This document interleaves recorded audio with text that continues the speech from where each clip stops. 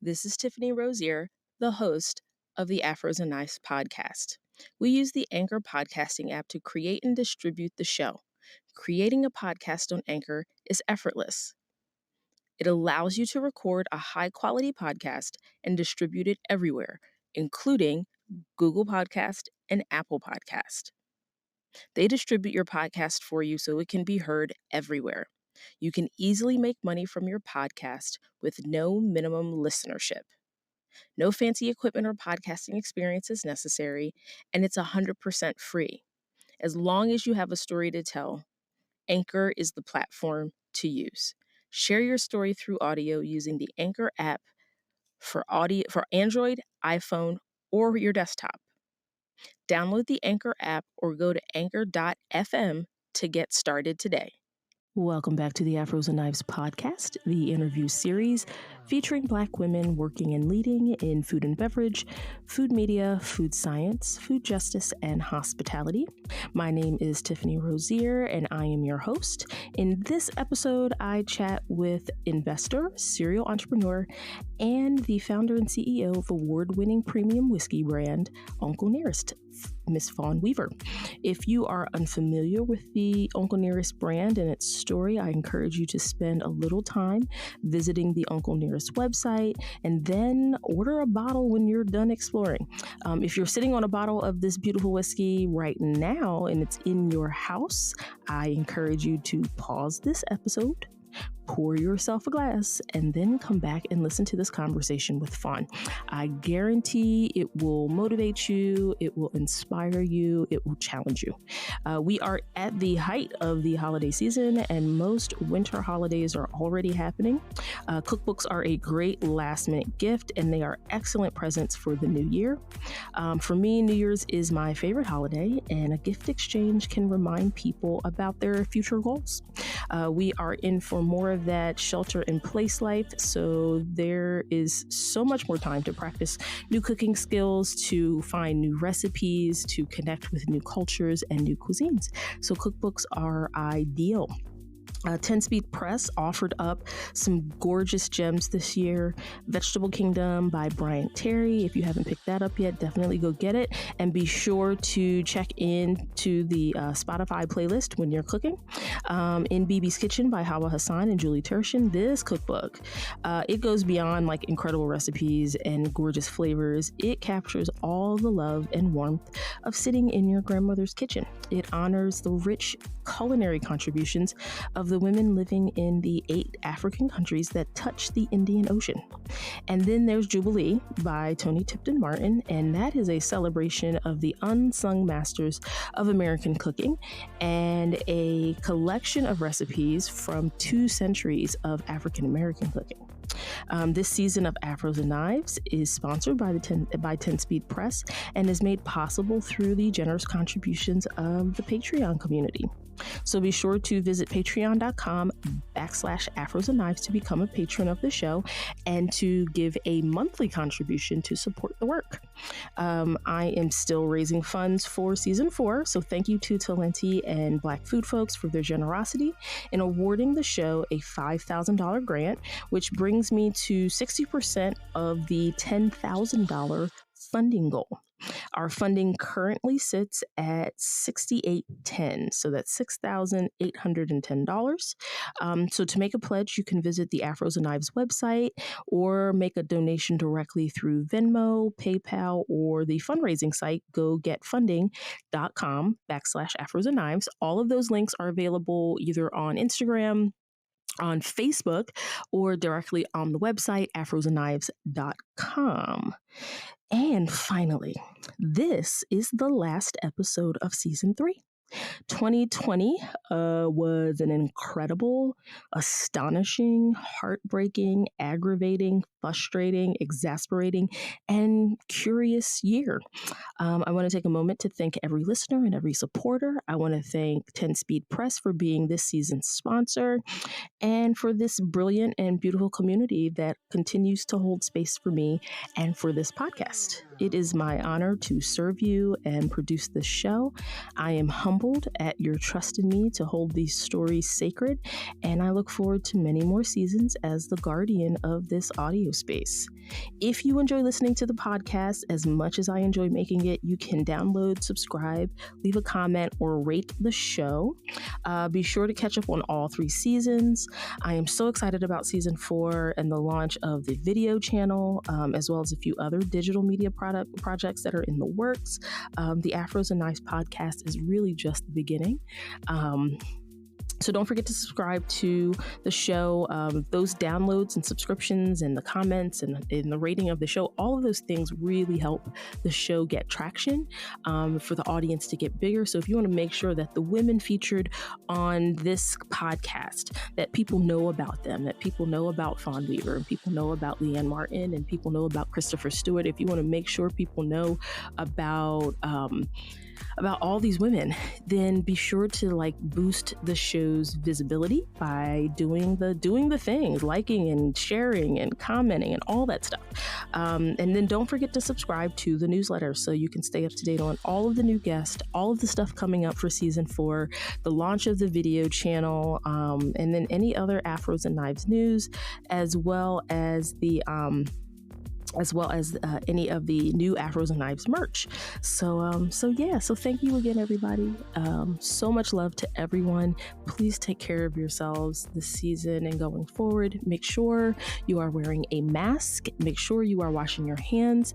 Remember that this is peak group project energy, and we only do as well as the whole. So your individual vigilance and care for the community around you, for your household, and for your country, well, yeah, I guess for your country, your care and concern for those around you, it will contribute to the collective success of getting out of this pandemic and preserving as many lives as we can. So yeah, definitely take care of yourselves. I want to see everybody back here next season, and don't be reckless, don't be irresponsible. Remember, this is bigger than just one person, and your actions today affect everybody. So yeah, so much love, and we will see y'all back here next season. And now let's get into this interview. This is Fawn Weaver, CEO and founder of Uncle Nearest Premium Whiskey.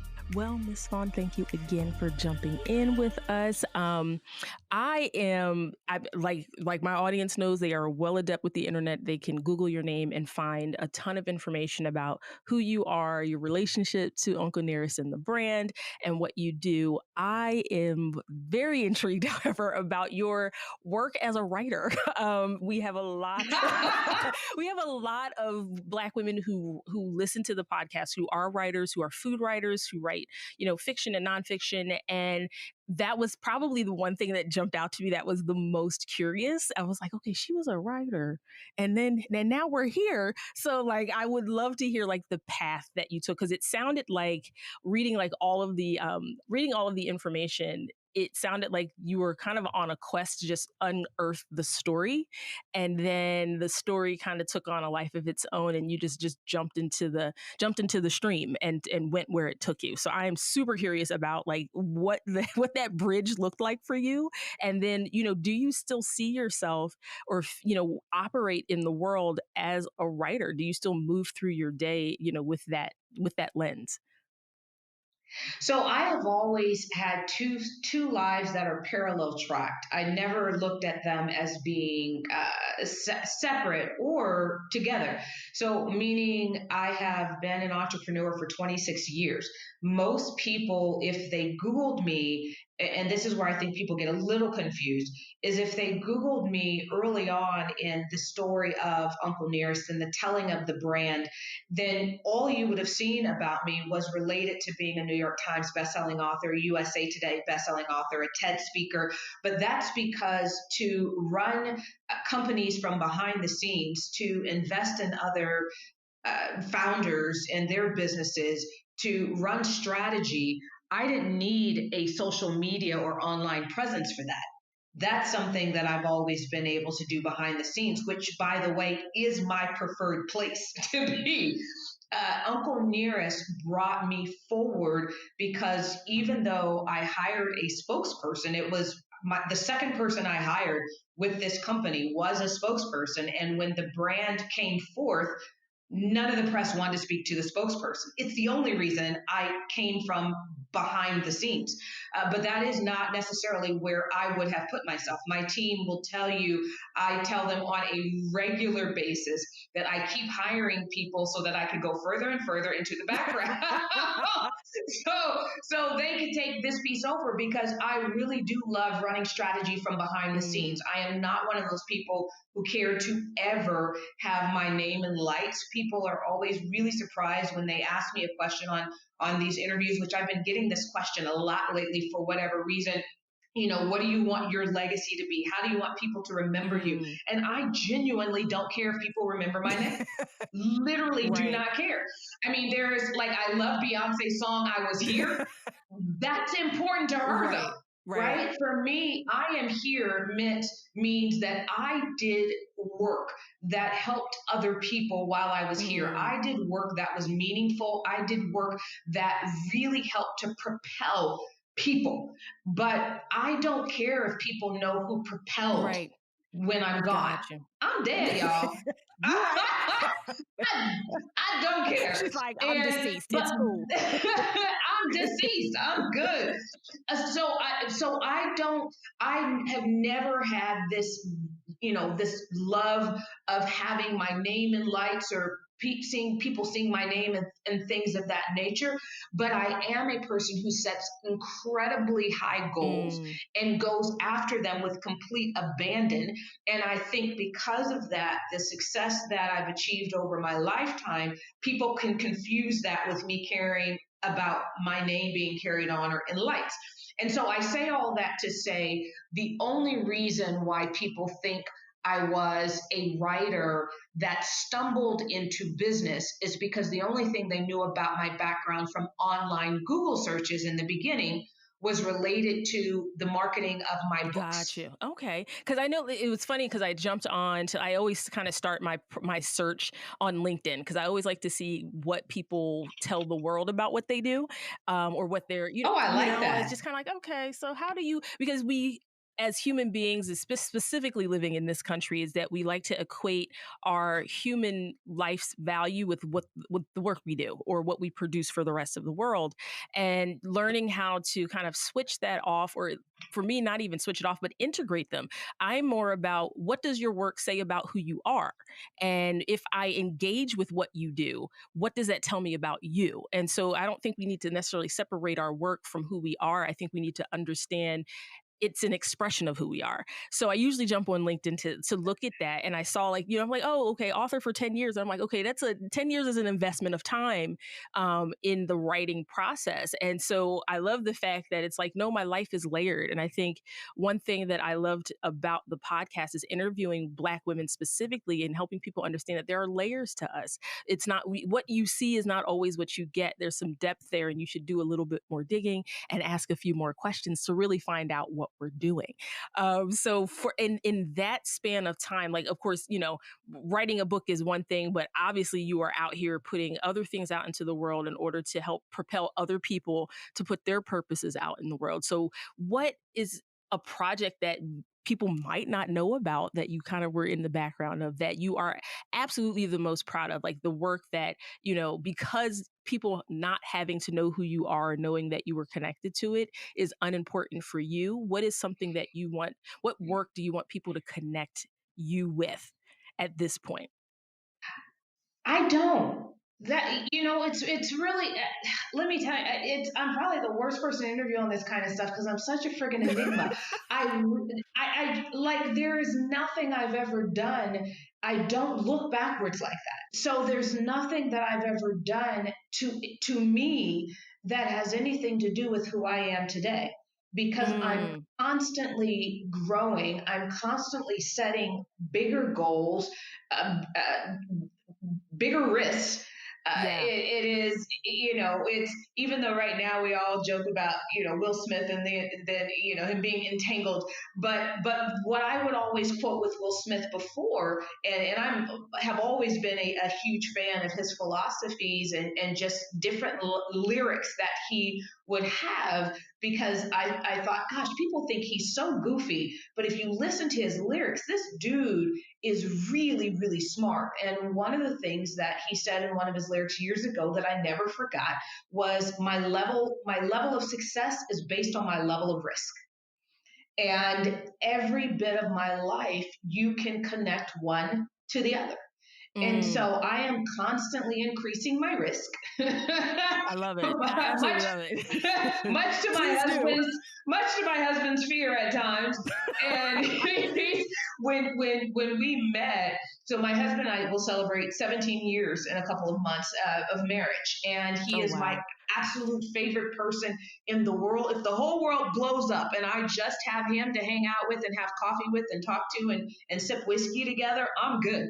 And Yes. so that's our life. But in the beginning, he was risk averse. And he Ooh. married somebody who literally set goals based on the level of risk.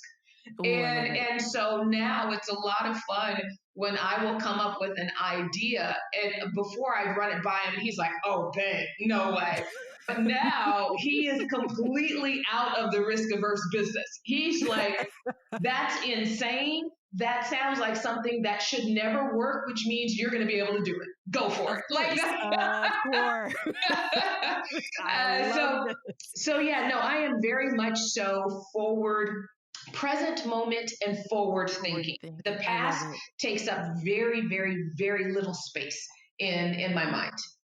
You know what? Let's lean into that risk situation a little bit because I have always, well, not me personally. I've never considered myself kind of a person who takes a lot of risks, but apparently the people who watch my life do. And they're like, why would you do that? I'm like, why wouldn't I do that? So, like, to understand, I think most people, when they hear the word risk, they kind of equate it with the word like dangerous or they automatically connect like words like failure and stuff to it. So for you, where did you take a hold of that part of who you are? Like when you started to look at, has it always been something that was with you, but you got to a point where you could articulate it and you really kind of understood what it was and how it played a part in who you are? Like how do you define risk for yourself and how do you encourage the people who work with you and who are connected to you to take bigger risks for themselves? Yeah, I've always been a risk taker. I mean, I left home when I was 15 and I was absolutely certain I was going to be just fine on my own. And so I have always been a risk taker. It's how I'm wired. I think a lot of people dumb that down. One of the things that I think is really helpful, if you ever pay attention to it, which I do on a very regular basis, is if you look at a child before a child has been told they can't do something, the sense of abandon they have when they just go full force because they don't know they can't do it. And I have led an adult life in which I've not allowed anyone to tell me what I couldn't do. And I just don't look at failure as failure. To me, failure is not failure unless you stop before you succeed. That to me changes how you look at failure, because if you look at any person who's wildly successful, if you look at their path, you will see what a lot of people would consider 20 failures. But what distinguishes those folks who have succeeded from those who have not is if you talk to those people, they will tell you that those failures were simply stepping stones and that every single one was, it had to happen. It was Mm, meant. to be. So my first company 26 years ago was a PR and special events firm. And one of the biggest mistakes I made is I was doing well really quickly. It was clearly my gift to be able to tell stories and to captivate people and to bring them in and to be able to tell the story of a brand in a way that was unexpected. And I hired 10 people. I was 18 years old.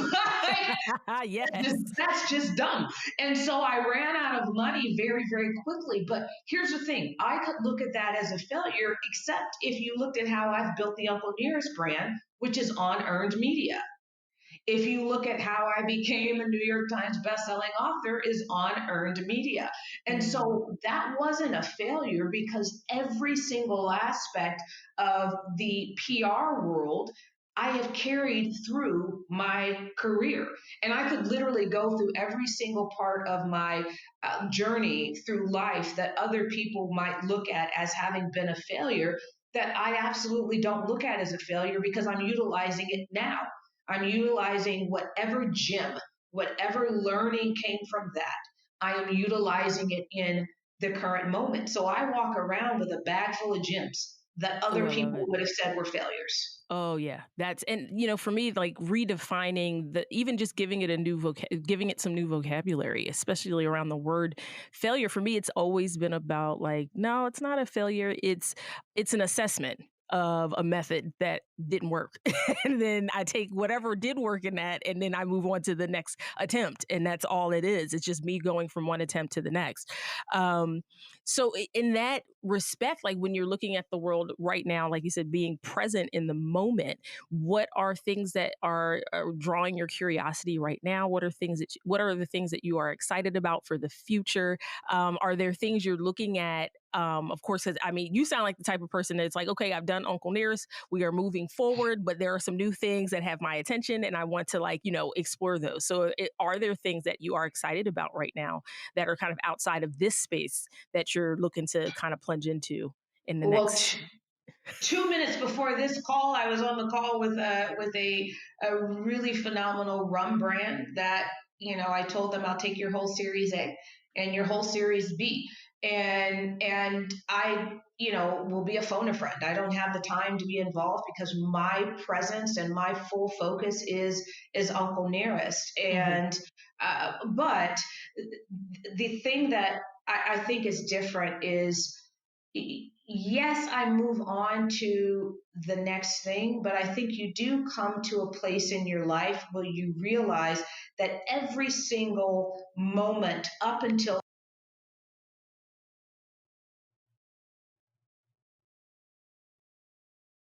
Oh, I think you might have muted yourself. Let me try.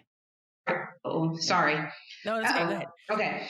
Um, I do not remember what I said, Oh, but well, but just start where your thought is right now. It's yeah, fine. there we go. Good. So the way that I look at it is I don't know that I will ever do anything other than Uncle Nearest. There will be things in addition to that will Okay. all be a part of it. And the reason why I say that is because one thing I didn't know coming into this industry is that there had never been a major spirit brand that was owned by an African American Mm, ever.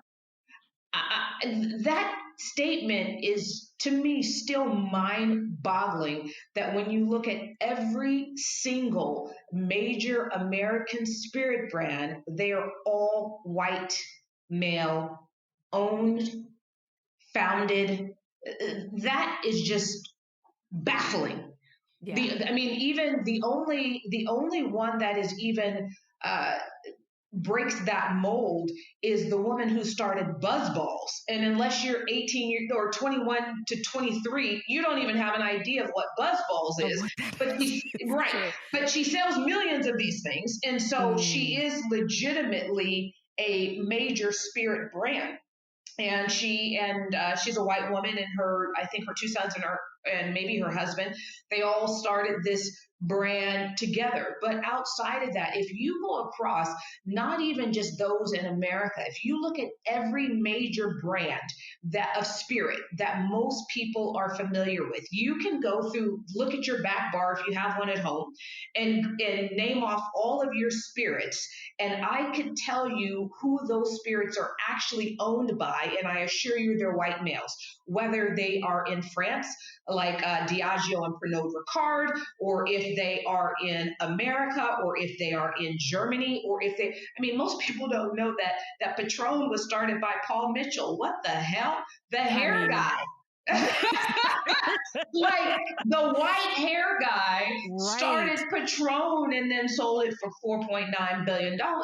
And so when you look at this industry, once I got into it and realized that we've never succeeded in this Wow. industry, it became my mission not only to succeed at it, but to build it up to a place where I can pass it on to someone who looks like me, and that the company has been built to a place where that person, even if they tried, couldn't screw it up.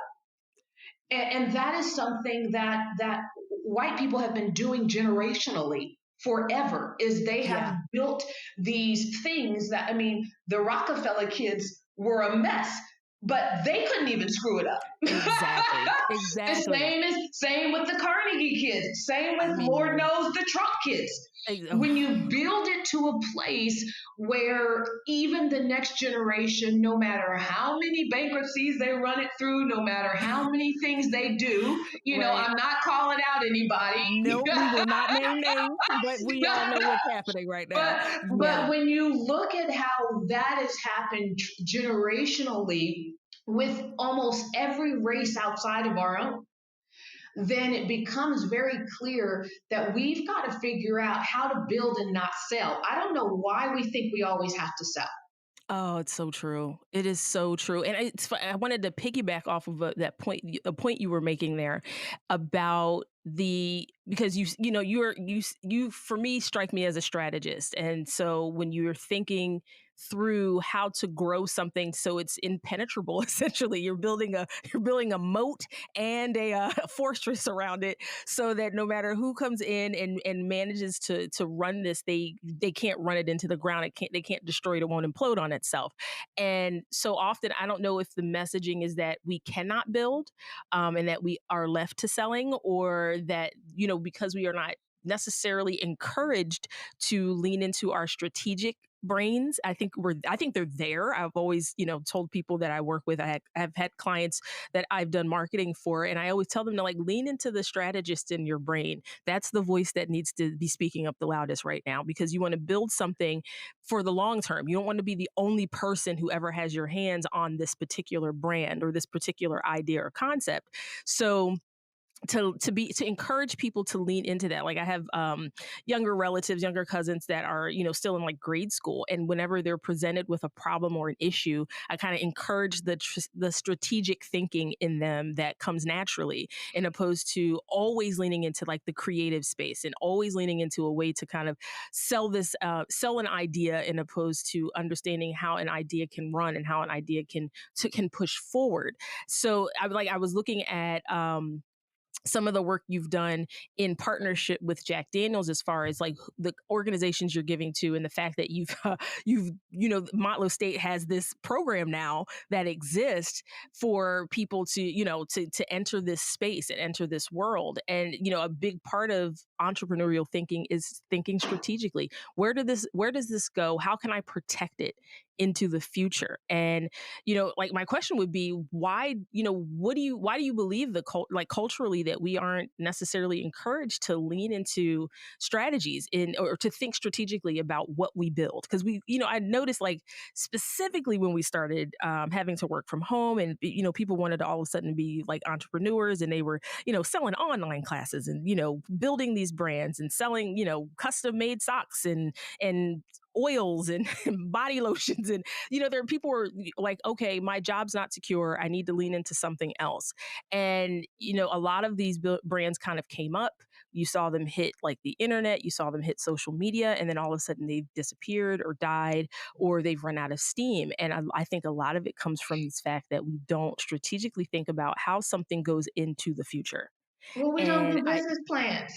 Like I don't, well, I don't even. look, I didn't want to say anything, but No, okay. we don't do business plans. We don't do SWOT Yeah, analysis. We we don't make don't. sure we're don't. But here's the thing. This is not a black problem. No, it's not. This is. I mean, I can tell you, and I get a lot of people that come to me and have from for 20 something years with different investments.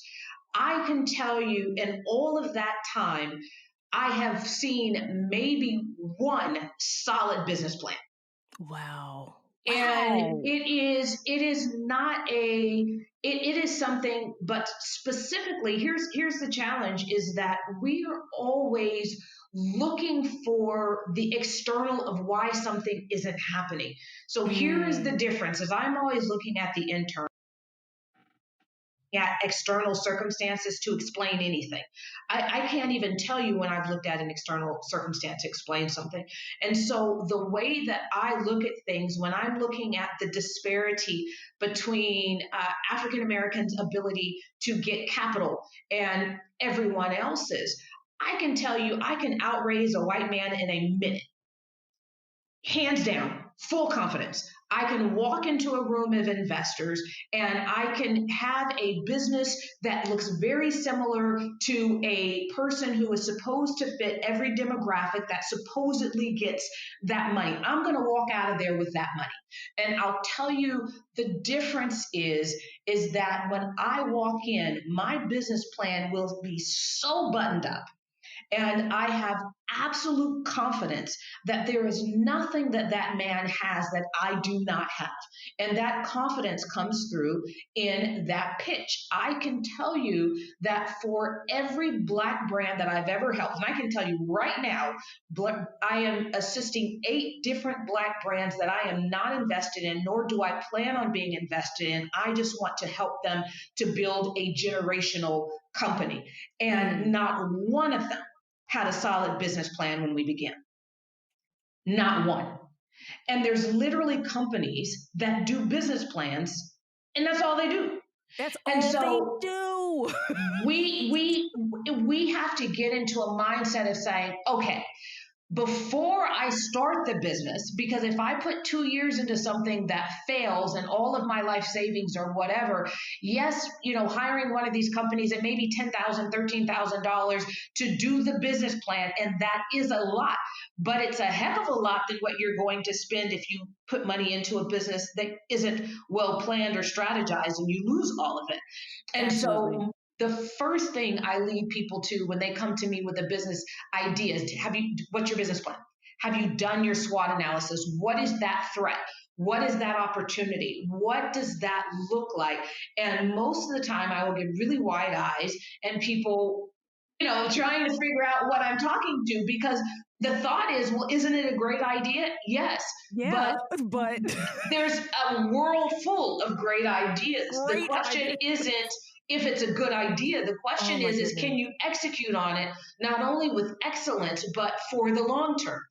And so it's the first thing that I lead in with most people that come to me and ask me to mentor them and their businesses is where's your business plan? And if they don't have them, then I'm going to put them with someone who does. On the flip side, I literally just did this with someone who is a decamillionaire and has been forever and spent $1 million patenting some things that are absolutely brilliant. They are going to sell lights out. But the person didn't have a business plan Wow. and was asking for my thoughts. And the further we got into the conversation, the more I realized all of these answers would actually be answered if they had a business plan. If you had And a so business I plan. connected them with the person who does my business plans. I'm That's not taking the time to do it. You're I like, I did don't have the I time to know, do it. but here's the thing: is I did my first 3 myself, so Yay. I knew what I was looking for. I knew. I mean, my first business plan was I don't know 40 pages long and Yeah. went into complete detail. So it's not that I can't do it; I've done it. It's just that now I have the ability and the luxury to hire someone else to do it for me. But if you don't, then there are so many templates online So many. that you can download and you can So do it yourself. And that is what I think is the largest gap between our ability to I get money is, absolutely agree. Absolutely agree with that. I mean, it there's a I for me I always connect like the amount of work you do before your great idea gets into the world is for me equates it with what you believe how valuable it is. Like if you're going to do the 40-page, business plan, if you're going to spend the time investigating what's happening in the market with your idea, like who's your competition, it's like developing a marketing strategy, figuring out your financials. Like if you're going to spend the time doing that, it tells me later on when you hand me your business plan, how much you value your idea. well, and it gives you confidence. So the Yeah. thing that people don't understand is the majority of investors don't invest in an idea or a brand or a product. Most investors invest in the founder. Mm. And so you could go in with the best idea in the world, but if they sniff out even the most minor insecurity, it's a wrap because they don't know what that insecurity is tied to. So they're going to assume that that insecurity is tied to a doubt that you have in the ability for your brand or your company or your product to succeed. And so the only way that you are going to walk through that door and ask for money with absolute full confidence is you know your business plan frontwards and backwards. It is impenetrable. And you know without a shadow of a doubt that this business is going to succeed. It doesn't mean it is, but you believe it. And when people are putting money in you, it's like the literally the conversation I just had with this company is I told the entire group of owners that was on there, I said, listen, the product is fantastic, hands down, one of the best I've come across, but I am not investing in this because of the product. I am investing in the founders and Mm. what I believe to be your ability to take this forward and to take this to the top. And so that is what I look for as an investor when I am investing into other people's things. I can tell you there's been twice where I have invested in the product, not the founder, and both times I lost money. This last time I lost $2 million because the founder couldn't make the pivots that needed to be made for an environment once it adjusted. And so it is imperative that you, as a person wanting to build a business, are so confident in every aspect before you go to ask for money. Because if you're not, you see it on Shark Tank all the time. You see Yes, how you those do. sharks circle that blood Yeah. because they know.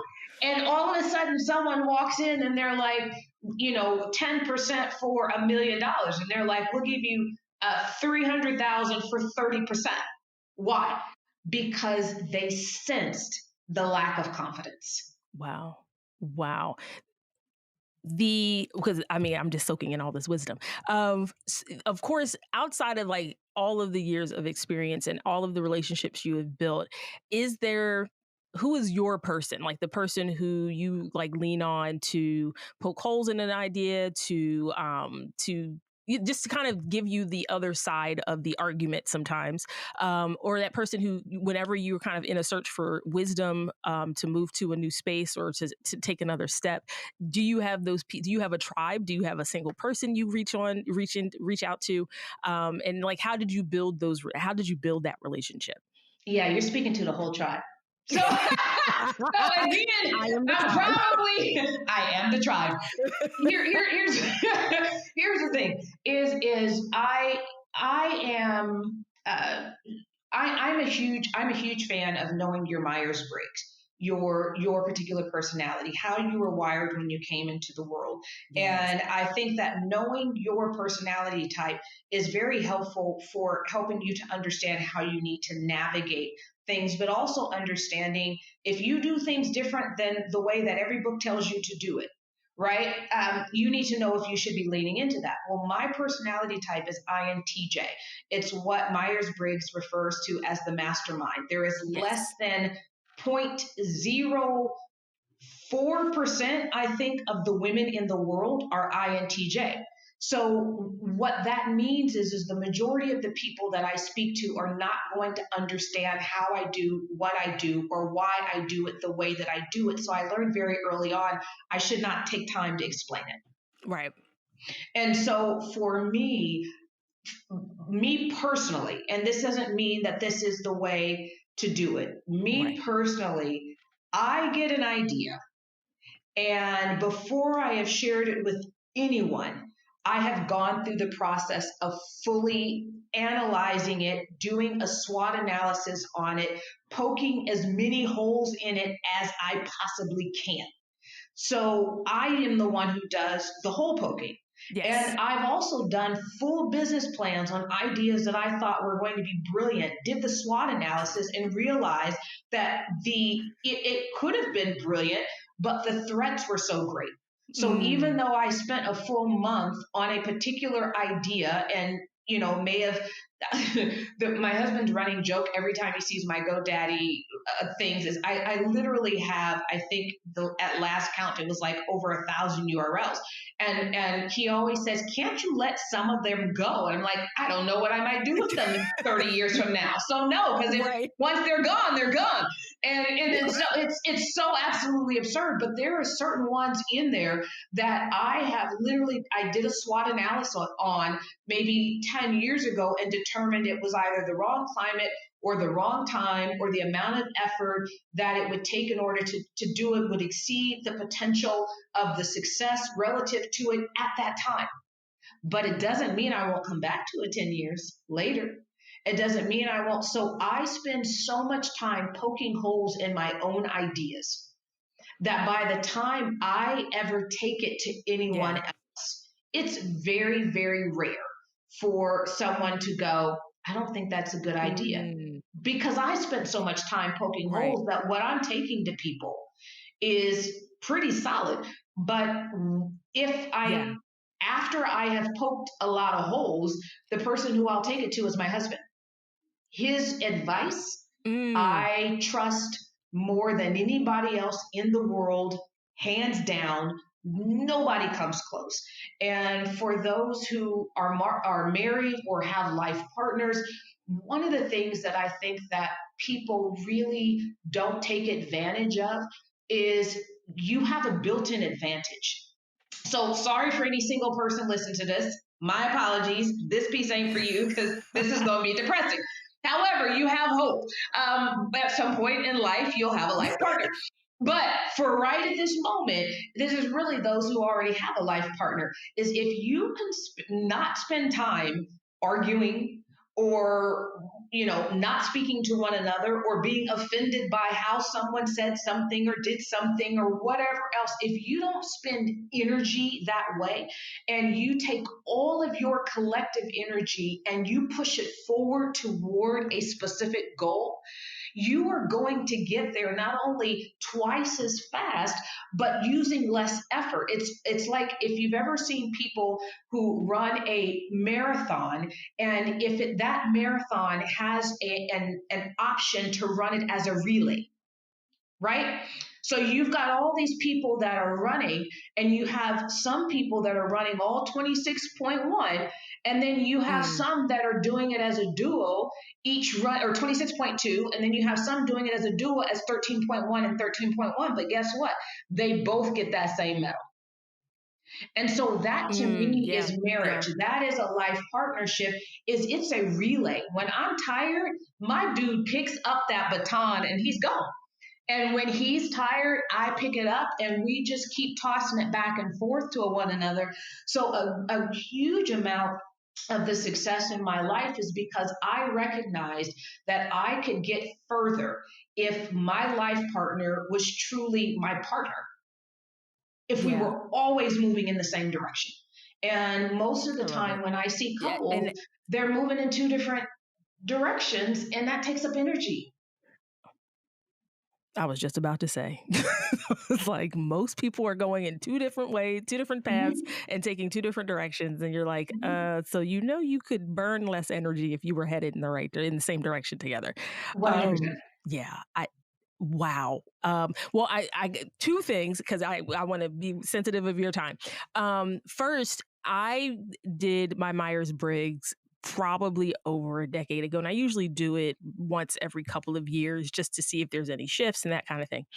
And I honestly have to say, you are the first person I have ever met with the same personality type. Get out of here. Um, You're an I INTJ? swear Oh, to that you, is too cool. I That will is send you the email cool. with the results.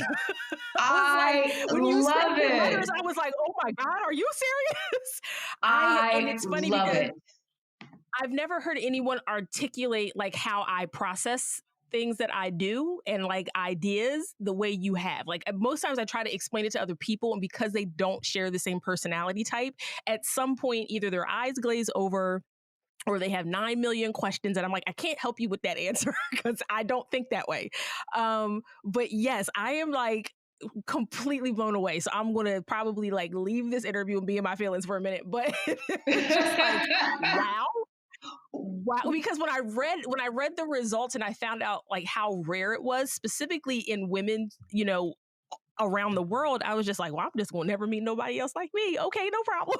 But Yeah. wow. And my second or my next question or final question actually for you, because this might take a little time to answer, is when you are looking at the world the way it's sitting right now, and we've got a lot of I'm one of those people, we have a lot of problems to solve, and I think they are solvable, and it will require a partnerships with a lot of different people and kind of rethinking how we partner with each other, either as individuals or as teams and as brands and just across the board.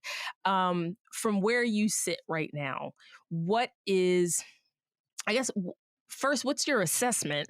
And then second, how do you plan to engage? Like using all the things that you already do, and using your voice and your platform. How do you see yourself engaging around solutions that move us forward? Well, number one, I think it's helpful to know how I see what's going on, and I see nothing but opportunities Yeah. across the board. Same, same, and same.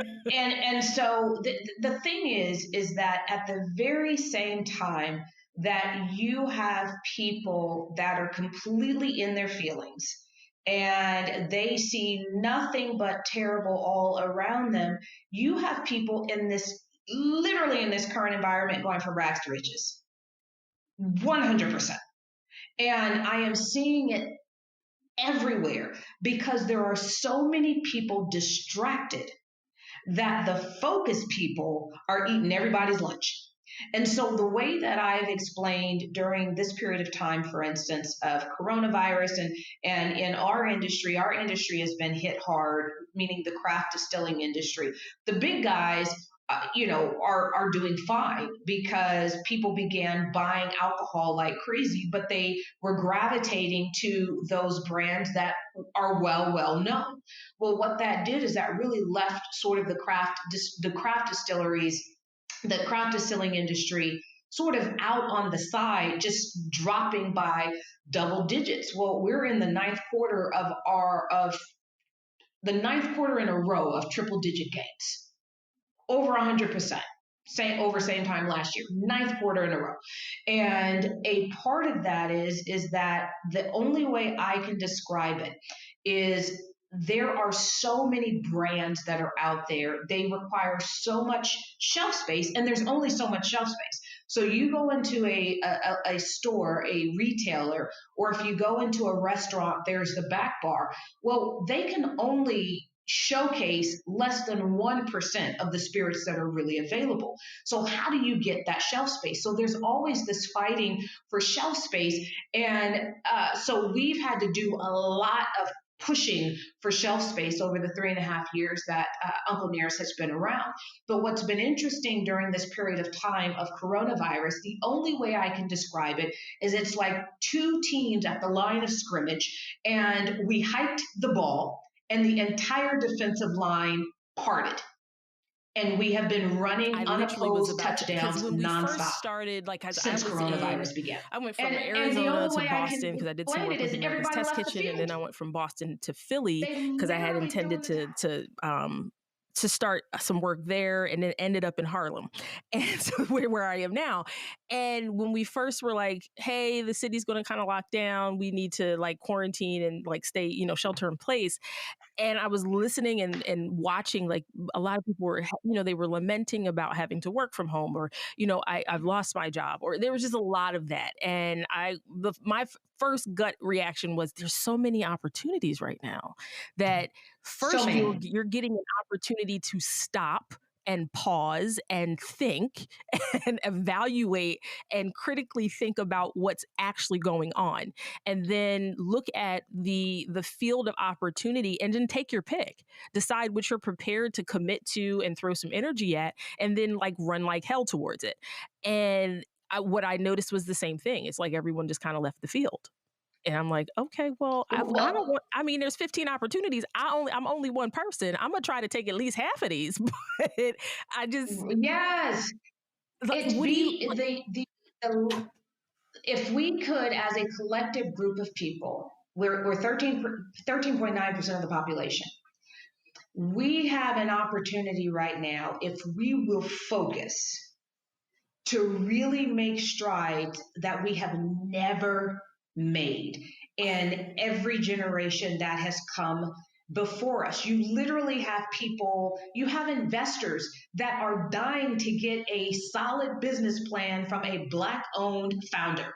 Dying. And I know this because they reach into me Oh, and I oh, turn them down, but they're wow. looking. And I would and I pass them along to people, but I don't even have enough people to pass them along to with solid business plans. And so it is this moment where there is no excuse to in my mind. And this is one thing about me is I'm not going to judge anybody. I do believe that people who judge other people, they end up, unfortunately, living out those judgments. It's just the way that the Mm, universe is set up. God isn't playing around. I think the scripture that says, "How you judge, do not judge." For by the same measure by which you judge, you will be judged. A lot of you'll be people, I think, judged. take Yeah. that to mean God, they think that God is going to judge them. I actually don't believe that's what that scripture is saying. I believe that scripture is saying the same measure we judge other people, we unintentionally judge ourselves. Yes. So we are so hard on ourselves that we create these insecurities and this unhappiness because we are judging other people. And so for me, when I talk to people and I hear them like in any way, shape, or form judging another person, I'm like, stop, because that's gonna block your own blessing. So that's Okay. that's like Okay. rule number one of my life is no judgment. I don't care what other people do, no judgment. I don't have to like you, Trump, but no judgment, Right. because I am not interested in having that coming back on me, right? So, but all of that to say, I think in this moment, if a person can focus, not judge, and figure out where do they see an opportunity, where do they want to put their focus around, and really begin hashing out that business plan. If you got time to watch Netflix, you got time to write a business plan, and take this opportunity to not get caught up on every new thing that gets downloaded or whatever else. Take this opportunity to eat other folks' lunches. They're all distracted. Everybody on the playground is distracted. Take everybody's lunch. Okay. And I'm just like, and Netflix started with a business plan, y'all. So you out here consuming somebody else's business plan right now. Yes, it did. Just like, really. Well, Mm-hmm. you know what? Thank you so much. I mean, I feel like that's a great way to wrap this conversation. It is the thing that I think it's the word people needed. It's eat everybody's Exactly. lunch. It's the word that the people needed right now. I'm like, we're going into like another season of of the same, right? Well, people see as the same, and I'm like, but the next season, this next space, this Q4 does not have to look the same. And at this point, it's like, if you've No, it listened to this doesn't. conversation, it's like it's time to start taking some risks. It's time to start eating other people's lunch and looking at the field of opportunity in front of you. It is time to take your own ideas seriously enough to write a business plan, to create a plan and a strategy around them. If you didn't understand the terms that you heard, then go ahead and Google those while you're Googling something else. Like, the information is available. I think we're past the place where we can create excuses around a lack of information. That we definitely have some work to do around maybe access to information, but for the most part, most of us have access to the internet in some way, shape, or form, whether it be the public library or your smartphone or a computer. I grew up in the generation where you had to go look things up in an encyclopedia and dictionary, where you had to go look into okay, Amen. you had to go Britannica. Yes. look up a phone number in the yellow pages to find a business. So, I'm used to Yep. tactical research, and it has served me. I think that experience has served me well, because I apply the same vigor when I'm looking, for digital resources. So again, thank you so much, for just your presence in the world, and for not hiding your light under a bushel. And as much as, like, look, that INTJ, like, I understand the I think mine's is always sits around about 87, 88%. I am an introvert professionally. And so I share that same kind of, like, you do not have to put me in front of nothing or nobody. I will be back here just doing the work. That's what satisfies me. That's what fulfills me, is just being out here doing the work and seeing that work grow and seeing other people benefit from it and serving the world. It's serving the rest of the world. So I absolutely understand that life. So And and knowing that, I mean, the people who I have learned from the most in my life yeah. are books. Oh, They're the people that write the books. And so figure out who is it that you look to success wise, and get every book they've ever been quoted in. My house is overrun by books, so no, I don't have a group of people that I have surrounded myself with, that I bounce ideas off of and all the rest of that stuff. I do within my own company, because I'm not a person who just makes a decision and everybody falls in line. My right. company is very much so everybody brings ideas to the table, and my ideas get overruled all the time. But when I'm talking about in terms of other stuff, Yes. right? Just other business ideas and things of that nature, I'm referring back to all of the books I've read, all of the I pay a lot of attention to Warren Buffett and a lot of attention to Bill Gates. If you go and you take the top 10 Forbes list, I've Yes. read all their books. And there is gems in all of them. If you go all the way back to Napoleon Hill's 1937, just what is that book called? And I've read it a million times, but for some reason I am Yep. blanking. Think and Grow Rich. And you're talking about someone who was getting all of the tips from Andrew Carnegie and all and the Rockefellers and all of these different people, and giving us all of their wisdom of how they ran the world, how they grew from nothing to something. And if you take the time to learn about how, now I don't necessarily pay attention to those who came from money, because that's a whole different thing. Yes. But if a person didn't come from money and they raised themselves up to be a huge success, read their books, get their advice, and lean into it, because you will find you can do the exact same thing they did if you focus. God bless you. I was like, ladies and gentlemen, I can't. I'm like, no, we are not going to take up an offering or a tithe for that, but you get that one for free. Yeah, I literally have always surrounded myself with books. My first time going into a public library and getting a public library card was probably the coolest day of my life. Like, I can recall the smell in the building. So books have always been my social circle, Mhm. and like I said, I understand that life.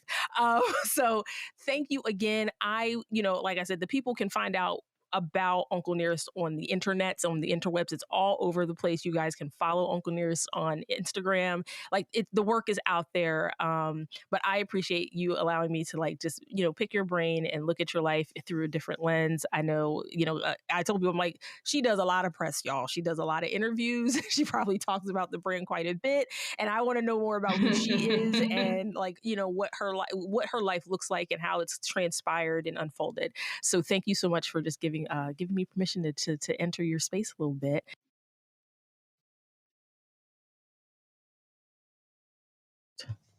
Well, ladies and gentlemen, that is a wrap on season 3 of the Afros and Knives podcast. Thank you so much for listening in and being engaged and being in community with me and for holding space for this podcast in your life. Thank you to all of season 3's guests, the brilliant, fantastic, beautiful, generous, and intelligent, talented Black women who have shared their time and their stories with us. You have my deepest and most profound gratitude, and I hope that you are proud of the work we did together. Thank you to 10 Speed Press, Clarkson Potter for being this season's sponsors. If you have not purchased your copy of Vegetable Kingdom, of Jubilee, or of In BB's Kitchen, I suggest you do so. These are brilliant works by brilliant people, and they will definitely add a tremendous amount of beauty and flavor and depth to your cooking if you allow it to. So yeah, get those brilliant works and definitely pay attention and keep an eye out for all of the new things that are coming from a bunch of just fantastic and creative people into the world in the next year. I am so excited about season 4. There's so much going on, so much I'm trying to plan and get out. And so I appreciate your support, your ongoing support. Thank you to all of my Patreon members. Thank you for your continued support. You definitely make this engine run. So definitely check out the season 4 fundraiser if you have not had a chance to donate. That is still going. We are a little more than 50% of the goal, almost to 60%. So there's not much left to fund. And those funds go towards an editing service. They go towards launching the video channel. It'll go towards paying a social media manager and a business manager. So there's just lots that those dollars will do. So you can find that information on the website, afrosandknives.com, or on, of course, all of the socials. Next season, we'll have just some really amazing guests. As always, I try my best to curate just some really beautiful, interesting conversations. And so I don't think season 4 will disappoint. And I look forward to just amping up the quality yet again next season. Better audio quality, improving my own interview skills, just all kinds of things. So thank you so much for your generous spirit. And, I appreciate you guys. And I look forward to coming back next season to more listeners, to a bigger community. Oh, almost forgot that I am launching a members section on the website. So it'll move anyone who is on Patreon right now, it'll move you over with no changes. And then if you want to become a member, essentially you'd be like a Patreon member or supporter directly through the website. Definitely I will be adding a lot more like bonus content. You guys will be able to hear some of my original podcast work from years ago. And so just, a lot of really cool special things for members. So be sure to keep an eye on when that launches. And let's see what else might I get. I think that's it. Be sure to take care of yourselves, to be safe, to stay healthy, and wear your masks, wash your hands, take care of your community and the people around you, and definitely take care of yourselves. And I look forward to seeing you next season. And for the last time in season 3, may you be happy, may you be safe, may you be healthy, may you be at peace.